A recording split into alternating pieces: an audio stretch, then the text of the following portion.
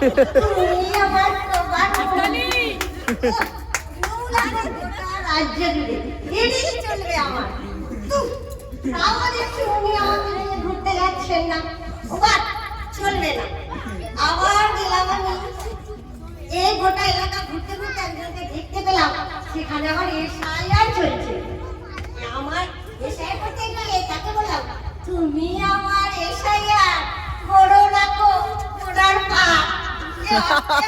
একে করতে গেলে আমাকে গোড়ার পার করে দেবে একে আর করা যাবে না তাহলে কাকে করি এটা আমার ভালো চলে এসো সখা